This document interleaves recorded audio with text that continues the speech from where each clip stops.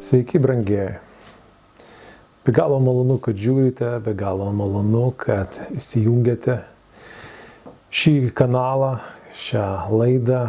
Mes, kaip pratę, skaitysime toliau Dievo žodį, šventąjį raštą, kurį šventas Dievas palieka, suteikia, dovanoja, išsaugo mums, žmonėms, kad mes žinotume jo valią, kad mes suprastume jo mintis, pažintume jo širdį, jo santykį į mus, pažintume jo ketinimus, jo planus, jo sumanymus, jo darbus, kuriuos jisai darė, daro ir darys žmonių gyvenime.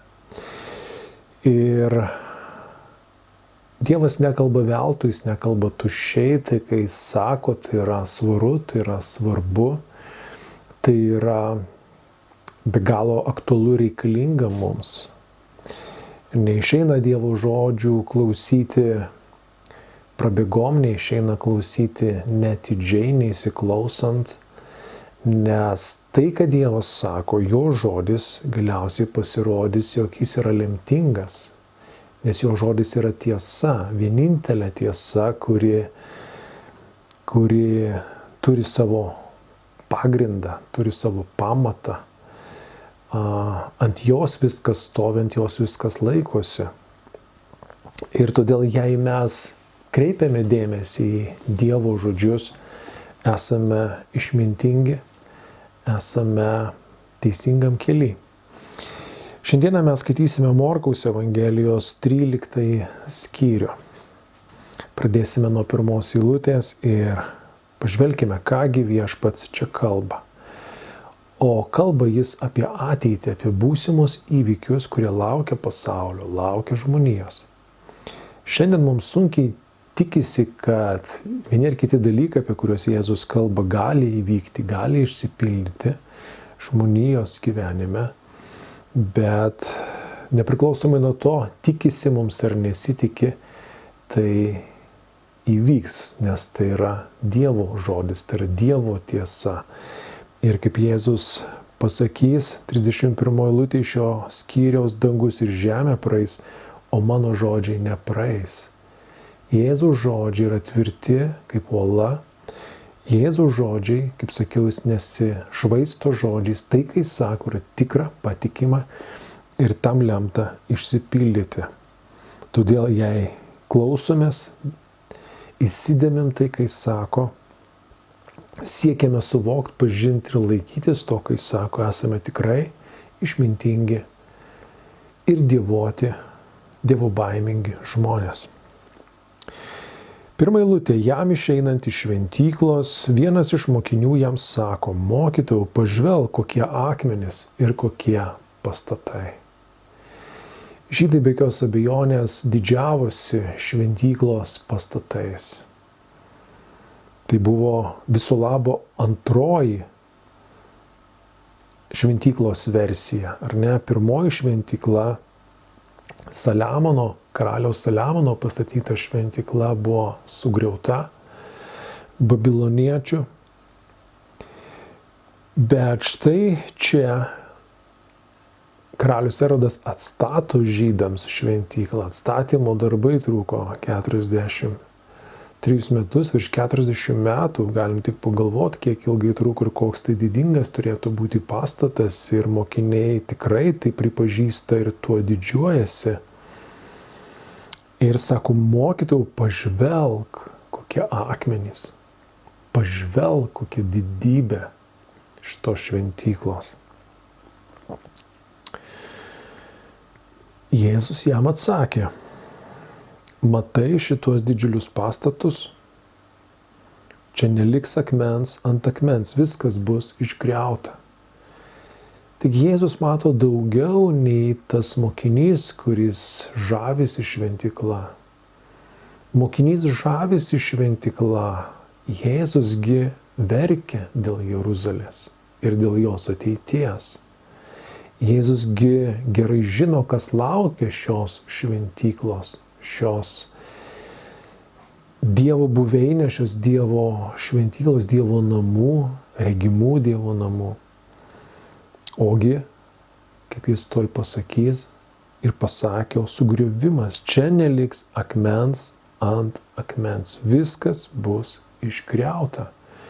Kokia nuostaba turėjo apimti tą mokinį, kaip netikėta turėjo būti išgirsti tai, ką Jėzus ką tik atvėrė. Kai jis, tai yra Jėzus, sėdėjo Alyvų kalne priešais šventyklą, Petras, Jokūbas, Jonas ir Andriejus atskirai nuo kitų klausė jį: pasakyk mums, kada tai įvyks ir koks bus ženklas, kai visa tai pradės pildytis. Mokiniai matosi užfiksavo tai, ką Jėzus pasakė ir patikėjo, jog taip tikrai įvyks. Ir štai jums parumpa, o kadagi tai įvyks ir kokie ženklai perspės apie šią artėjančią tragediją. Jėzus jiems atsakydamas pradėjo kalbėti: žiūrėkite, kad niekas jūsų nesuklaidintų.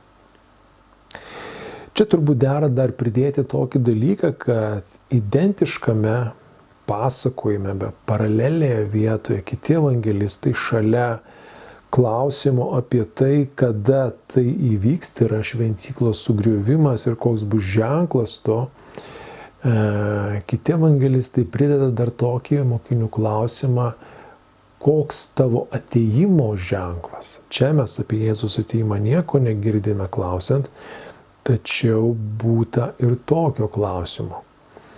Taigi užduodami, tiesą sakant, Jėzui du klausimai. Pirmas apie šventyklos likimą, antras apie Jėzaus atėjimą. Ir gali būti, kad Jėzaus atsakymas būtent išsiskiria tam tikroje vietoje, kai jis aiškina apie vieną ir antrą įvykį. Taigi Jėzus jiems atsakydamas pradėjo kalbėti: žiūrėkite, kad niekas jūsų nesuklaidintų. Reiškia, bus tų klaidinančių balsų. Bus balsų, kurie klaidins, kurie bandys patraukti dėmesį į klaidingą pusę. Daug kas ateis mano vardu ir sakys: tai aš, ir daugelis suklaidins. Taigi Jėzus perspėja apie daugelį balsų, kurie skelbsis Kristumi, kurie skelbsis gelbėtojais, kurie skelbsis išvaduotojais, Dievo siųstaisiais, pateptaisiais ir taip toliau, ir taip toliau. Kadangi žmonijos laukia iš tikrųjų sunkus laikai, paskutinės dienos, kaip mes taip pat pamatysime, kaip Jėzus piešia paskutinės pasaulio dienas, žmonijos dienas, jis piešia jas gana niūriai. Ten nieko šviesaus, nieko daug žadančio nėra, atvirkščiai. Ten daug negandų, ten daug karų, badų, marų, persekiojimų, neteisybės ir taip toliau, ir taip toliau. Ir visam tam kontekste, visoje tokioje atmosferoje balsai žadantis išgelbėjimą, žadantis išvadavimą iš viso to, žadantis gerovę, natūralu yra labai laukiami ir labai geidžiami tie balsai. Ir sako, daugelis suklaidins, daugelis patikės tais klaidingais gelbėtojais. Ir todėl Jėzus perspėja: būkite atidūs, nepriimkite kiekvieno daug žadančio, bet būkite kritiškai sveriantis, kritiškai mąstantis ir atsirinkite. Išgirdę apie karus ir karų gandus, neišsigąskite. Taigi Jėzus kalba apie karus. Ir štai mes esame liudininkai dviejų visai nesenų įvykių, visai nesenai prasidėjusių karų, vienas Ukrainoje, kitas Izraelyje. Mes matome, kad nors tai yra 21 amžius, atrodo humaniškumo viršūnės amžius, kai žmogaus teisės ir laisvės yra taip iškeltos ir gerbiamos ir panašiai. Ir tokie žiaurūs karai, toks akivaizdus ir žiaurus smurtas atrodytų yra neįsivaizduotinas šitoj šiandieniniai visuomeniai, bet nežiūrint viso šito, mes matome, kad begalinis smurtas, begalinė neteisybė tiesiog akivaizdi, tiesiog visus savo tokių atstumiamų veidų rodosi, matosi šiandieną. Ir natūralu, tai baugina, tai gazdina, tai kelia klausimus, kaip bus paskui, kaip bus rytoj. Ar mes netapsime tiesiogiai tos agresijos, tos smurto aukomis. Bet ką Jėzus sako, kai jūs girdite apie karus, neišsigąskite. Jis kalba tikintiems žmonėms, neišsigąskite. Neišsigąskite tų atšiaurių aplinkybių, kurios supa, kurios ištinka pasaulio žmonės.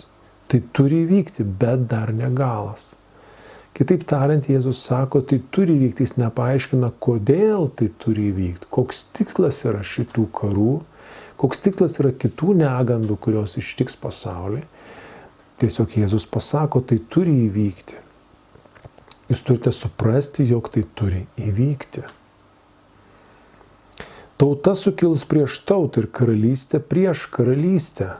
Įvairiose vietose bus žemės drebėjimų, bus badmečių ir neramumų, tai gimdymo skausmų pradžia. Ir tai, ką mes čia skaitome, mes esame liudininkai viso to, tiek badmečiai, tiek neramumai, tiek žemės drebėjimai, tiek karai, visa tai vyksta šiandieną. Bet kaip Jėzus įvardina visus šios įvykius, jis įvardina juos kaip gimdymo skausmų pradžią. Kaip sąrėmių, pirmuosius sąrėmius prieš gimdymą. Jėzus pasitelkia būtent šį įvaizdį, gimdymo veiksmą, gimdymo patirtį, kur akivaizdu, jog pats gimimo kulminacija tai yra, kai pats Kristus sugrįž antrą kartą į šį pasaulį. Bet iki jis įvyks, šis Jėzaus sugrįžimas, pasaulis patirs sąrėmius, vaizdžiai kalbant. Pasaulis patirs, žmonija patirs gimdymo skausmus.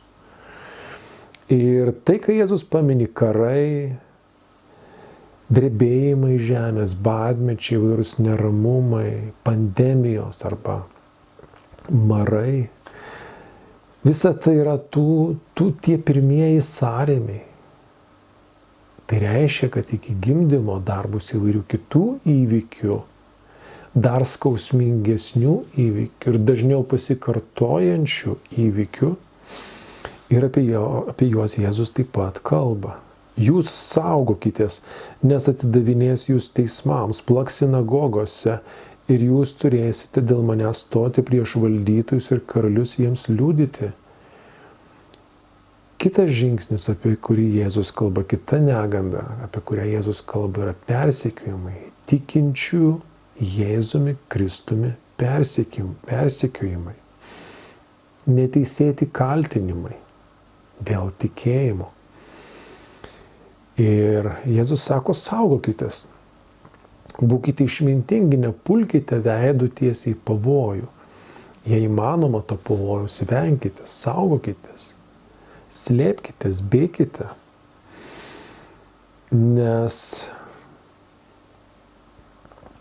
Bet čia kartu Jėzus parodo tikslą, jeigu kalbėdamas apie karus, jisai sako, tai turi įvykti, bet nepaaiškina kodėl. O čia jis paaiškina, kodėl tikintieji bus suiminėjami, tam, kad jie liudytų karaliams, valdytojams, kad krikščionis, tikintis Kristumi, skelbtų gerą naujieną, Dievo išgelbėjimą kitiems žmonėms. Ir Evangelija pirmiau turės būti paskelbta visoms tautoms.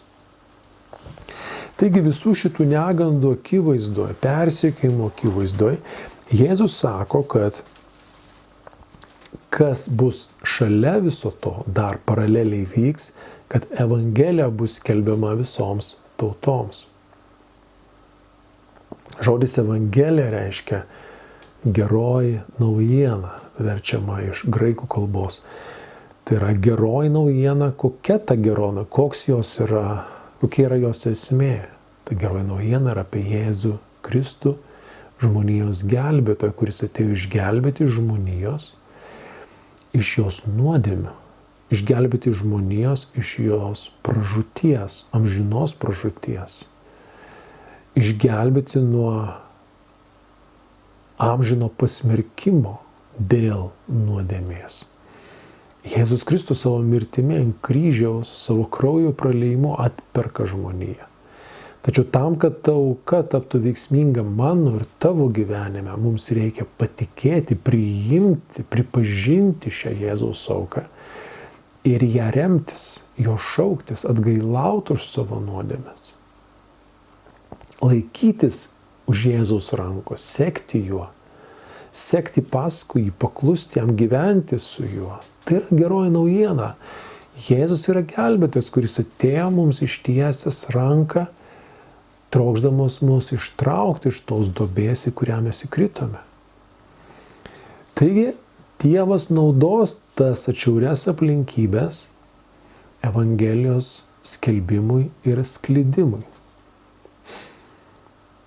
Dievas lauks, iki Evangelija pasieks visas tautas, iki kiekviena tauta sulauks tos galimybės patikėti ir priimti Evangeliją.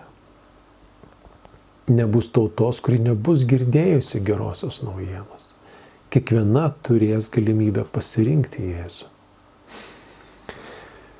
Kai suėmė jūs ves, nesirūpinkite ir negalvokite iš anksto, ką kalbėsite, kalbėkite tai, kas tą valandą bus jums duota, nes kalbėsite ne jūs, o šventoji dvasia.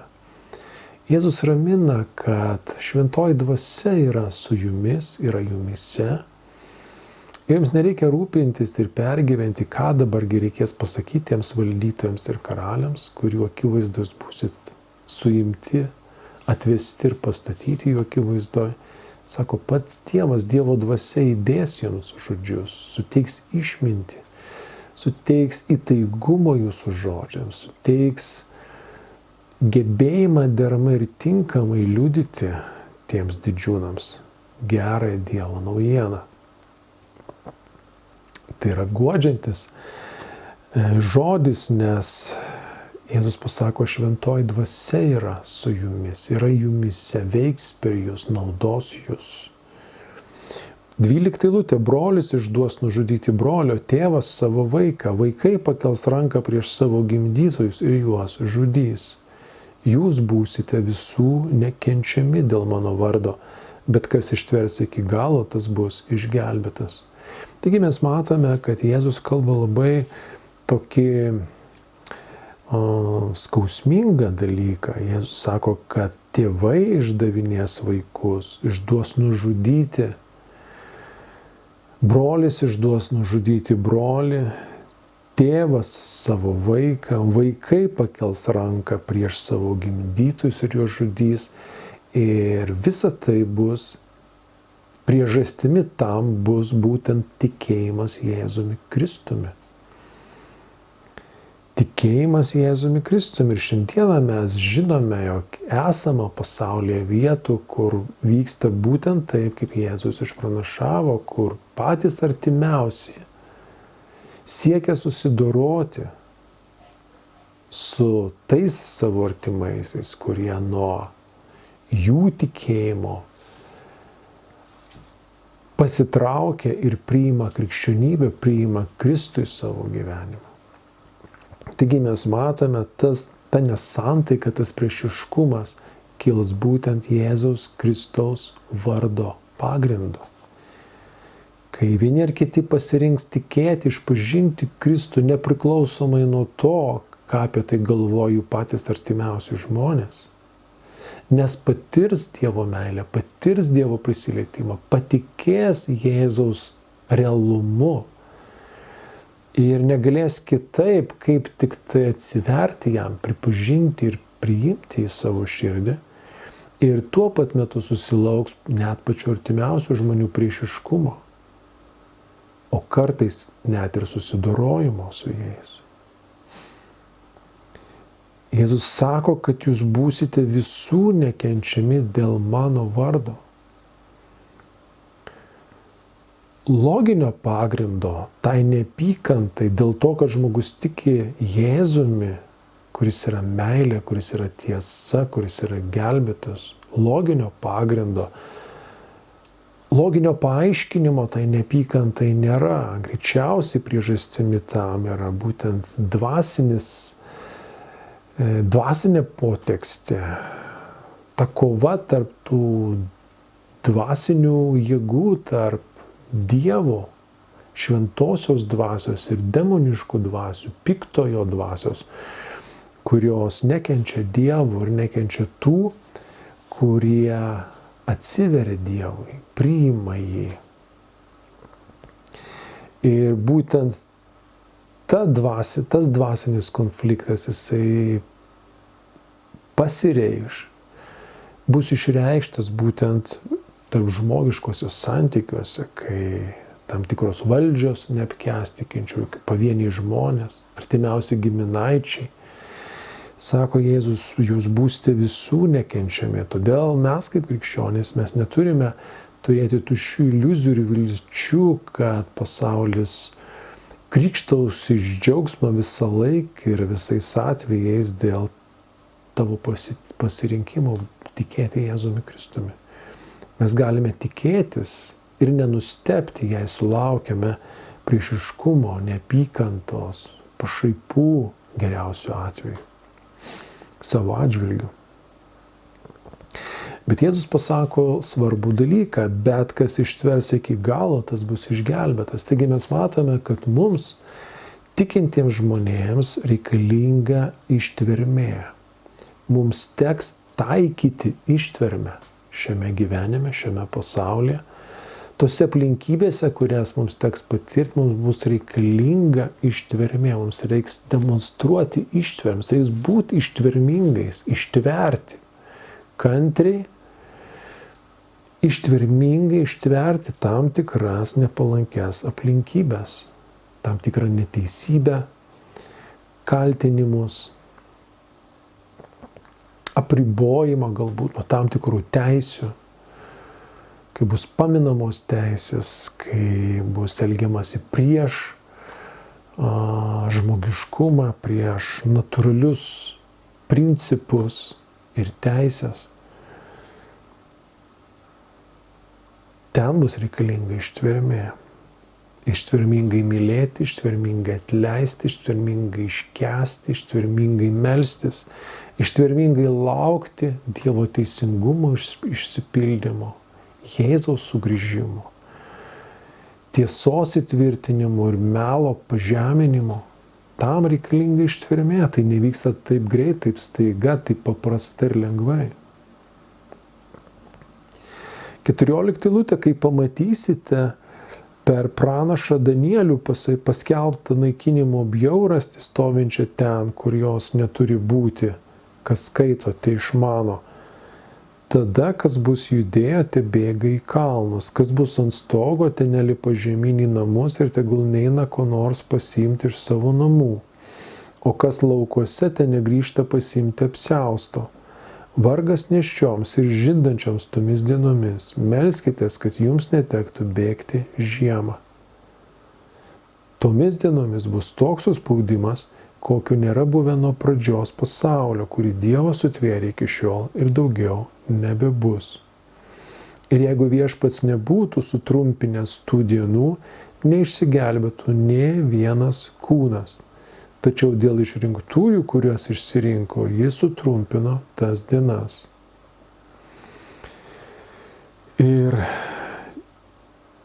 tai nėra lengva ištrauka, nėra lengvai suprantami žodžiai, net pat Jėzus sako, kad Kas skaito, tai išmano. Kitaip tariant, Jėzus pripažįsta, kad šiuose žodžiuose esama paslapties. Kad šie žodžiai nėra taip lengvai ir paprastai suprantami ir aiškinami. Kai pamatysite per pranašą Danielių paskelbtą naikinimo bjaurastį stovinčią ten, kurios neturi būti, greičiausiai eina kalba apie šventyklą, apie Jeruzalę. Ir dabar yra klausimas, ar šis įvykis jau yra įvykęs, ar jis dar tik įvyks. Šventyklos nebėra. Gali būti, kad tai yra įvykis, kuris jau įvykęs, nes mokiniai klausia, kada bus sugriauta šventykla, ne? Arba jeigu tiksliau pasakyti, mokiniai klausia, pasakyk mums, kada tai įvyks, koks bus ženklas. Ir čia panašu Jėzus ir kalba apie tos ženklus. Kada sako, pamatysite paskelbtą per Danielių naikinimo bjaurastį.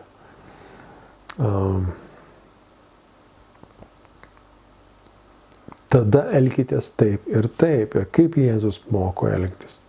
Jėzus moko nesidaryti atgal. Jėzus moko bėgti. Jėzus moko, kad kai jau tai pamatysit, supraskite, kad nuosprendis prisertino, kad sunaikinimas prisertinimo, kad dabar nebus žodžio palauk. Dabar jau reikia imtis gelbėjimosi priemonių. Kas bus ant stogo, ten nelipa žemyn į namus, tegul neina ko nors pasimti iš savo namų. Kas laukuose, ten negrįžta pasimti apsiausto, nes ką tai reiškia? Tai reiškia, kad sunaikinimas bus greitas, kad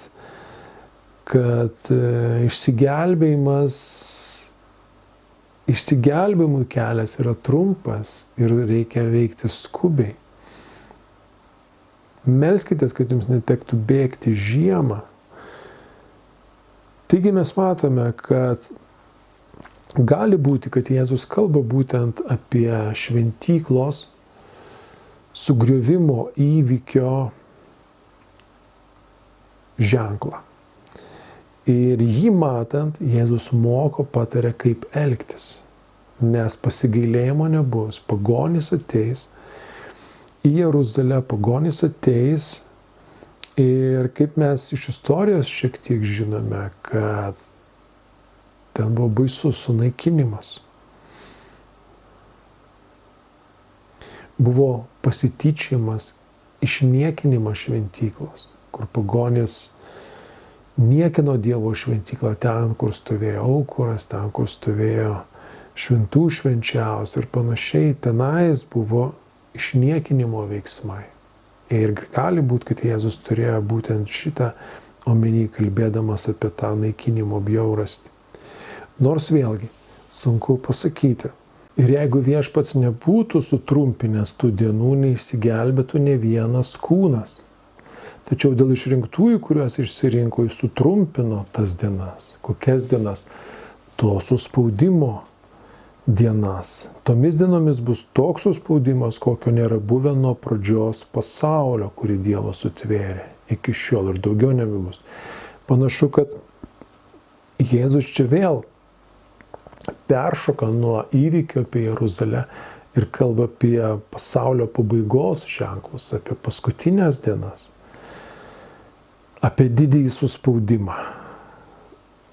Nes tai, ką jau yra tekę patirti Izraeliui, tai, ką jau yra tekę patirti dėl šventyklos, tai nebuvo tas didžiausias suspaudimas, tai nėra tas įvykis, kurio nėra buvę nuo pradžios pasaulio.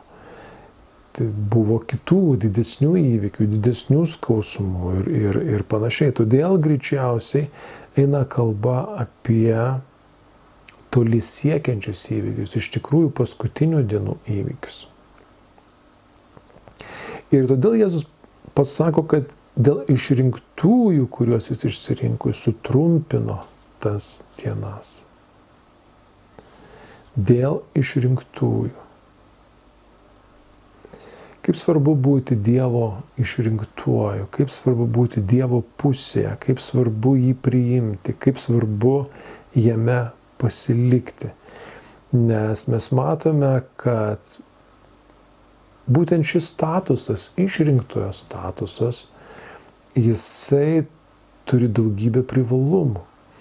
Kaip Jėzus kitoj vietoj sako, kad bus taip, kad du mals prie vieno girnų, vienas bus paimtas, o kitas paliktas, du gulės lovą, vienas bus paimtas, o kitas paliktas.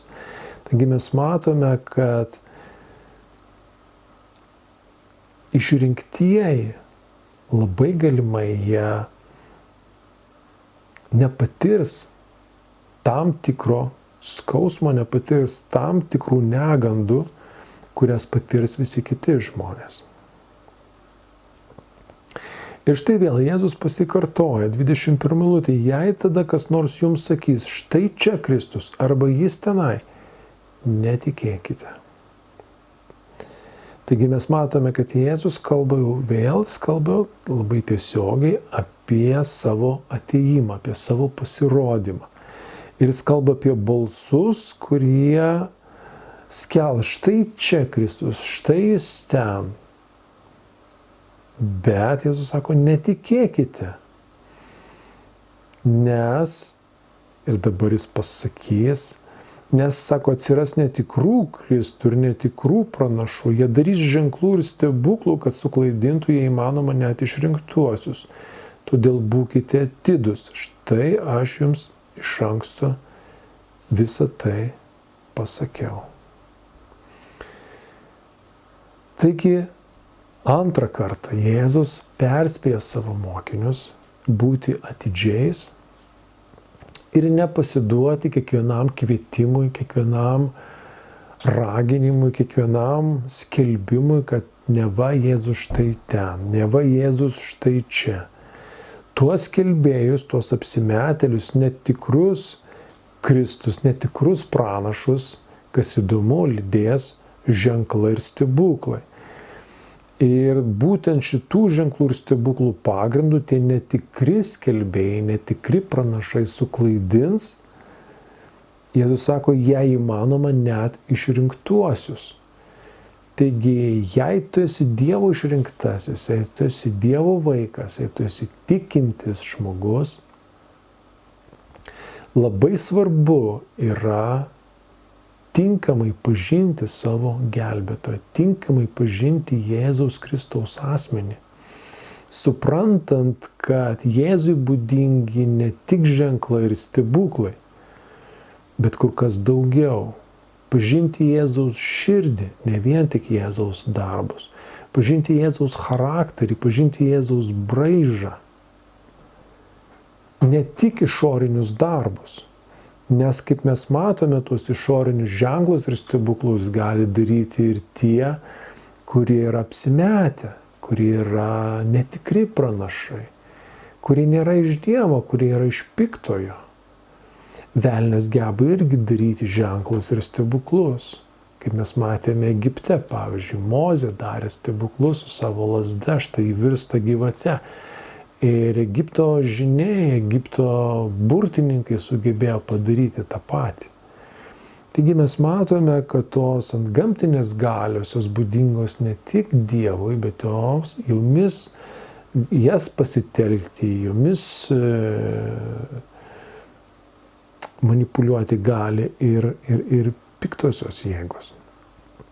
Todėl taip svarbu ne tai, kas yra rodoma, daroma, kokie ženklai ir stebuklai, bet kas yra skelbiama, kokia yra žinia, koks yra motyvas, kokia už to stovi dvasia,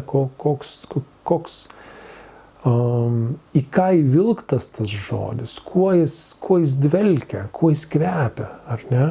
Tas žodis, ką jis neša, ką jis skelbia, kokie vaisiai stovi už tų skelbėjų, už tų pranašų ir už tų netikrų Kristų, kurie yra apsišaukėliai ir apsimetėliai. Galima sakyti teisingus žodžius ir galima daryti ypatingus ženklus, bet tuo pat metu nebūti iš tiesos, nebūti iš Dievo, atvirkščiai būti priešišku Dievui. Nes siekiami kiti tikslai, nei kad jie būdingi būtų Dievui. Siekiama kitais būdais, kitais metodais, nei tai darytų Dievas.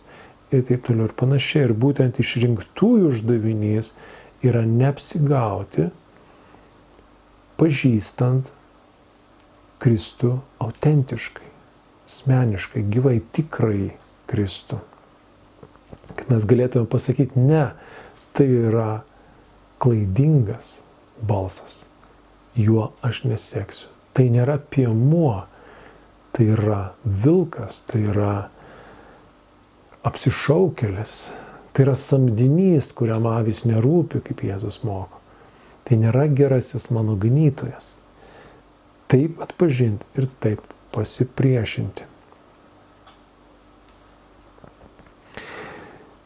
Čia sustokime tiek, kol kas pasako Jėzus, kalbėdamas tiek apie savąjį sugrįžimą, tiek, manau, ir apie Jeruzalės sunaikinimą.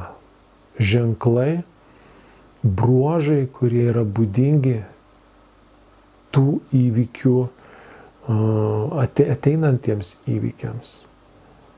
Jėzus labai tiesiogiai perspėja mus ir parodo, į ką svarbu atkreipti dėmesį, laukiant jo sugrįžimo. Ačiū, kad buvot kartu, kad klausėtės. Analizuokime ir toliau asmeniškai Dievo žodį, aptarkime jį, gilinkimės į jį, skaitykime paralelės vietas, skaitykime, ką sako kiti evangelistai, gretinkime tai.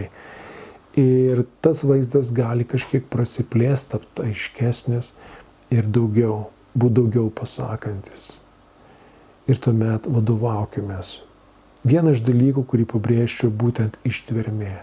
Jėzus pabrėžia ištvermę. Budėjimą, atidumą, tokį įsižiūrėjimą, neatsipalaidavimą, nepasitikėjimą kažkokią nepagrįstą gerovę šiame pasaulyje, nepagrįstą lūkestį gerovę, bet iš tikrųjų Jėzus pabrėžia budrumą ir ištvermę. Sudie.